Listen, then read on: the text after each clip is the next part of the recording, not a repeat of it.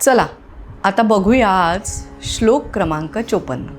सदासेवी आरण्य तारुण्य काळी, मिळेना कदा कल्पनेची नि मेळी, चळेना मने निश्चयो दृढ ज्याचा, जगी धन्य तो दास सर्वोत्तमाचा. मेळी म्हणजे समुदायात लोकांमध्ये, आणि चळेना म्हणजे विचलित होणे. आता हे जेव्हा श्लोक आजच्या संदर्भात लावायचा विचार केला तेव्हा असं लक्षात आलं की हल्ली स्पर्धेचं युग इतकं आहे आणि त्यामुळे मनावर ताण इतका आहे की जरा तुम्ही कुठे कमी पडलात तर दुसरा कोणीतरी आहे टपलेला तुमची जागा घ्यायला. त्यामुळे सतत स्वतःला आपल्याला प्रूव्ह करत राहायला लागतं. मग कुठेही करिअरच्या कुठल्याही टप्प्यावर, अगदी घरामध्ये कुटुंबामध्ये सुद्धा थोडंसं असं काहीतरी वातावरण आहे. मग अशा वेळेला काय गरज आहे माहिती आहे? एक तर मन शांत करण्याची गरज आहे आणि दुसरी गरज आहे ते म्हणजे सेल्फ टॉक. स्वतः अंतर्मुख होणं, स्वतःच्या मनाशी संवाद साधणं. हे एवढं सगळं का सांगते? कारण पहिली ओळ जी आहे, सदासेवी आरण्य तारुण्य काळी, म्हणजे अरण्यामध्ये जाणं तर काय आता शक्य नाही, शक्यच नाही आपल्याला. मग हा एकांतवास जो अरण्यामध्ये जाऊन मिळवायचा तो आपण आत्ता या युगात कसा मिळवू शकतो? तर काही काळ सोशल मीडियापासून स्वतःला लांब ठेवून बाहेरून येणाऱ्या अनेक गोष्टी त्यांच्याकडे दुर्लक्ष करून अगदी शांत बसणं, म्हणजे काहीही न करता सुद्धा बसता आलं पाहिजे असं मेंटल हेल्थच्या संदर्भात सांगितलं जातं. तोच संदर्भ इथे सांगते की काहीही न करता फक्त आपल्या मनामध्ये काय चाललं आहे सध्या, नक्की कसला ताण आहे, काय बाबा मागचं काही आठवतं आहे का, ह्याची आस्थेने विचारपूस करणं म्हणजे स्वतःशी संवाद साधणं. कारण बाहेरून एवढ्या गोष्टी येत आहेत, बाहेरचे एवढे ताण आहेत, आपल्याला बरंच काही करायचं आहे, असं असताना आतमध्ये शांत बसणं म्हणजे तरुण काळामध्ये सुद्धा अंतर्मुख होणं हे गरजेचं आहे.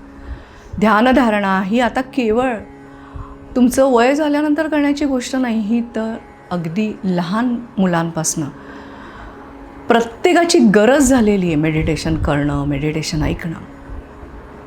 तो संदर्भ इथे आहे. दुसरं आहे मिळेना कदा कल्पनेची नि मेळी, म्हणजे लोकांचे जे काही अनुभव असतात ना ते आपल्याला कधीच उपयोगी पडत नाही. आणि जनरली कसं असतं, हा म्हणाला, तो म्हणाला, त्यांनी सांगितलं म्हणून अनेकदा आपण करतो, पण आपला अनुभव वेगळा असतो किंवा आपल्याला त्यांना मिळतं तेवढं मिळत नाही, असा अनुभव येतो की नाही आपल्याला. कारण दुसऱ्यांचा अनुभव आपल्याला कधीच उपयोगी पडत नाही.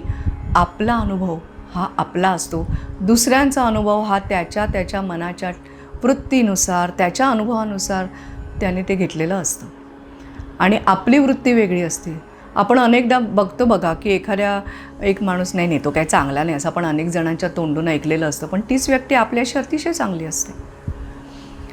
त्यामुळे आपला अनुभव हा वेगवेगळा आहे, म्हणून लोकांचे अनुभव घेऊ त्याच्यानुसार कृती करू नका, त्याच्यानुसार स्वतःला त्रास करून घेऊ नका. तर आपला अनुभव तुम्ही स्वतः घ्या, म्हणजे तुम्हाला कळेल की खरं काय आहे. आणि चळेना मनी निश्चयो दृढ ज्याचा, इतका दृढ निश्चय आहे त्याचा की कोणी काही सांगितलं तरी त्याच्या मनावर परिणाम होत नाही आहे. अगदी साधं आपण बघतो बघा, जानेवारीमध्ये अनेक संकल्प केले जातात, मग हळूहळू हळूहळू ते बारगळतात. कारण काय, तर आपली निश्चय जो केलेला आहे अमुक करायचं तो दृढ नसतो, मग त्याला अनेक फाटे फुटतात. हे एक उदाहरण दिलं. पण आपले निर्णय घेताना सुद्धा आपण आपल्या अनुभवानुसार आपल्या मनाशी संवाद साधून घ्या. लोक सांगतायत म्हणून लोकांच्या अनुभवांना असा घेऊ नका.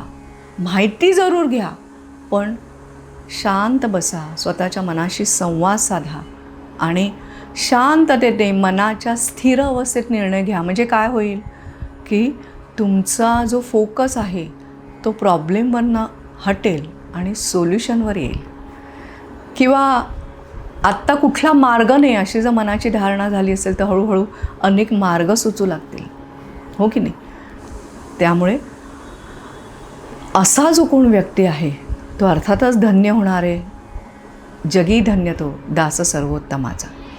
म्हणून परत एकदा सेल्फ टॉक अंतर्मुख होणं, स्वतःच्या मनाशी संवाद साधणं, ह्याच्यावर नक्की विचार करा. आणि त्याच्याकरता तुम्हाला वृषालीस पूर्वस्मृती हिलिंगवरची अनेक मेडिटेशन जी आहेत ती मदत करतील.